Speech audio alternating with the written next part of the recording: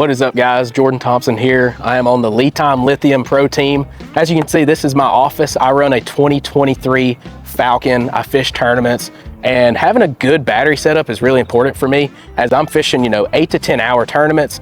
Sometimes, we don't have a lot of places to charge our batteries. So if you don't have the chance to charge your batteries, I want to have a battery setup that's going to last and be reliable. And, I've been running the LiTime Lithiums for a couple years now, and absolutely flawless, have had no issues. And so we're going to walk you through my office setup, all my batteries, my accessories and everything, because modern fishing, there's a lot of technology. We've got forward-facing sonar, different transducers, motors, trolling motors, and it's really important to have a good, reliable voltage source to power all these things. So we'll move back to the back of my Falcon, give you a little rundown of my battery setup. So I've got 5 total lithium batteries from LiTime. 3 of these right here, these are my trolling motor batteries. I've got 3 12-volt 100 amp hour batteries. There's a lot of different options. You could run one 36-volt trolling motor battery if you have a 36-volt powered trolling motor. But me personally, I like to run 3 just in case one were to go out and I needed to jump off the other one. If I have one battery, I don't really have much to work with if something goes wrong in the water. And so we'll move over here to the starboard side. And like I said earlier in the intro, there's a lot of technology in modern fishing. So all of my graphs, I need a good voltage source. So I've got 3 graphs and 4 transducers. So I'm running a Humminbird Solix 12-inch, a Humminbird Helix 10-inch up at the front with Mega Live 2 forward facing.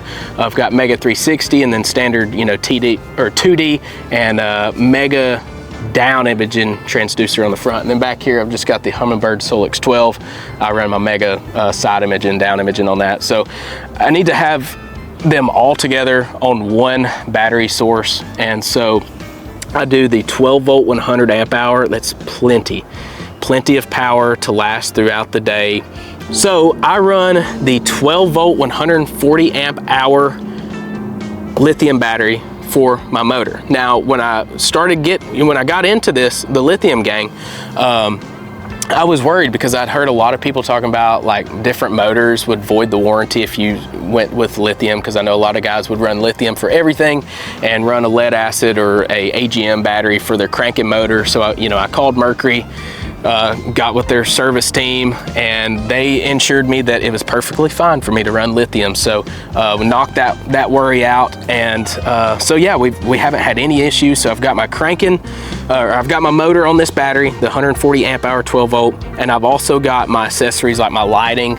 I've also got my fish lung right here, which is a pretty unique oxygen system for my live well. All these graphs are Bluetooth, so I can get in my LiTime app and go through, scroll, monitor all my charge time, how many amps I'm pulling. After a day of fishing, I can see what I've used.